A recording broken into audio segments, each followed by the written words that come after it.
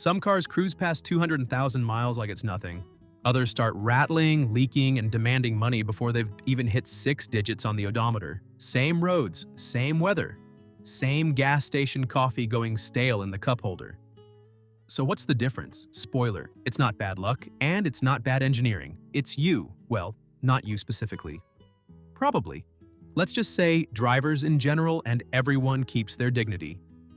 Most automatic transmissions don't die in some dramatic explosion. They die the slow, boring death of 1,000 tiny bad habits. The kind you don't even notice, kind of like leaving dishes for later or ignoring a text for 3 days. Today we're counting down 10 habits, quietly murdering your car one bad decision at a time. Welcome back to Check Engine Delight, the channel that keeps your car alive and your wallet fat. Grab your keys, maybe a notepad, and let's see how many of these you're guilty of. No judgment. Okay, a little judgment. Let's begin. Number 10. Never using the parking brake. Most automatic drivers treat P like a magic force field. Shift into park, walk away, never think about it again. Meanwhile, there's a tiny metal piece called the parking pal quietly holding your entire 2-ton car on a hill by itself with zero backup and zero thanks. The parking pal was designed to lock the wheels, not to be a full-time weightlifter. It was never meant to hold the whole vehicle's weight on a slope, day after day, like some unpaid intern. Do that enough times and the pal wears out or snaps. Repair bill, often well over $1,000 for a part smaller than your car key. The fix cost you 1 extra second. Pull the parking brake before you shift into park. Your transmission will thank you, quietly. It's metal, it doesn't talk. Number 9. Excessive idling. Some people let their car idle for 10, 15, 20 minutes every morning to warm it up. Your car is not a soup. It does not need to simmer. Modern engines don't need a long warm-up, and they need to just drive gently for the first minute or two. Idling instead just burns gas for nothing, builds up carbon gunk on your intake valves and spark plugs, and slowly contaminates your oil. All while you gain exactly 0 miles. New rule, start the engine, give it 30 to 60 seconds, then drive off gently until it warms up on its own. Faster warm-up, less wear, and you get to keep the gas money for something better, like literally anything else. Number 8. Revving a cold engine. You know that feeling of getting yanked out of bed and being asked to sprint immediately? No stretching, no coffee, nothing? That's what you're doing to your engine every time you floor it right after a cold start. When the engine's cold, oil hasn't fully circulated yet. Your camshafts, bearings, pistons, and valve train are basically running dry for those first few seconds. Revving hard here means metal grinding on metal before the oil has had a chance to do its job. Cold transmission fluid has the same problem, thick, sluggish, and bad at protecting the clutch packs that need it most. So do your engine a favor. Let it wake up before you ask it to run a marathon. Number 7. Using incorrect tire pressure. Driving on the wrong tire pressure is like wearing shoes 2 sizes too small and just accepting it as your life now. It affects fuel economy, braking, tire life, suspension wear, and safety. And almost nobody checks it. Underinflated tires flex too much, build up heat, wear out faster, and raise your blowout risk while quietly draining your gas mileage. Overinflated tires aren't better. They reduce road contact, hurt braking and handling, wear unevenly, and pass extra shock straight into your suspension. The correct number is printed on a sticker inside your driver's door. Not the number on the tire's sidewall, that's the max, not the target. A $10 gauge and 30 seconds a month is cheaper than literally 1 new tire. Number 6. Never replacing the cabin air filter. Most drivers don't even know this part exists, which is exactly why their AC sounds like a dying hairdryer by year 3. The cabin air filter is basically your car's lungs.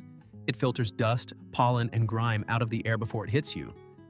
Let it clog up and your HVAC system has to work overtime just to push out the same amount of air, like breathing through a pillow. A clogged filter means weaker AC, a weaker defroster, and bin bonus, that mystery musty smell you've been blaming on your gym bag. It's a $15 to $20 part and a 10-minute job. Cheapest fix on this entire list. Number 5. Using premium fuel. When your car doesn't need it, premium costs more, so it must be better, right? That's the same logic as ordering the most expensive thing on the menu, assuming it'll taste better. Sometimes it's just a fancier price tag on the same meal. Octane rating just measures resistance to engine knock. High compression performance engines are built around that extra octane and actually need it. Your average commuter engine built for regular fuel? It gets zero benefit from premium.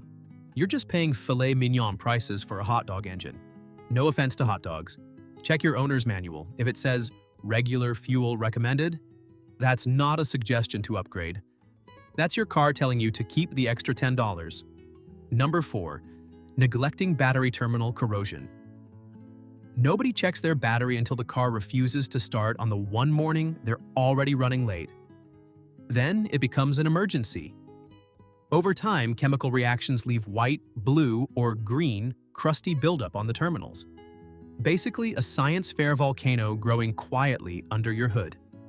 That corrosion blocks the electrical connection, forces the battery to work harder, and can cause weird electrical gremlins throughout the car. Here's the twist. A lot of dead batteries that get replaced are actually perfectly fine. They're just corroded. A wire brush, some baking soda and water, and a terminal protectant afterward is basically the cheapest kitchen chemistry project that'll ever save you a $150 battery swap. Number 3. Driving through deep water asterisk. We've all seen that person confidently plow through a flooded street like they're auditioning for an action movie. Your car is not a boat. It does not want to be a boat. It will not thank you for treating it like one. Automatic transmissions have vents that equalize pressure, and those same vents can let water straight in when submerged. Once water gets into the transmission fluid, lubrication basically disappears. Clutch packs start deteriorating, and slipping follows shortly after. This is a repair bill that can blow past $5,000, all because of one puddle and one bad decision. If you can't see the bottom, don't drive through it. Full stop. Save the main character energy for literally anything else. Number 2.